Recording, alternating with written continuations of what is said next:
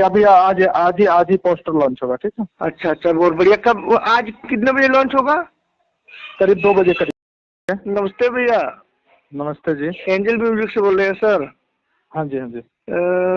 मैं सोनू सिंह कश्यप बोल रहा हूँ, चैनल से, यूट्यूब चैनल। हाँ, हाँ, हाँ, सर, जो कल पोस्टर रिलीज हुआ है उसका सॉन्ग कब तक आएगा सर? उसका सॉन्ग 25 तारीख को आएगा। 25 तारीख को कब तक आएगा? मतलब 25 तारीख को, मतलब समय बता 7 बजे दीजिए। रिलीज होगा। शाम को कि सुबह? अभी पोस्टर लॉन्च हो जाएगा, देख लीजिएगा, सुबह होगा सुबह। ठीक ठीक ठीक, नहीं वैसे। अभी आज ही पोस्टर लॉन्च होगा, ठीक है। अच्छा अच्छा, बहुत बढ़िया। कब, आज कितने बजे लॉन्च होगा? करीब 2 बजे करीब में होगा। ठीक ठीक, तो वही जैसे पब्लिक को बताने पूछ रही है ना। अच्छा, ठीक।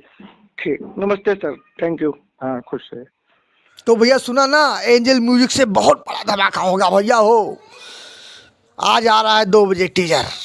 उड़ा दीजिए, हिला दीजिए भैया, गर्दा हो जाए के चाहिए। जय हो।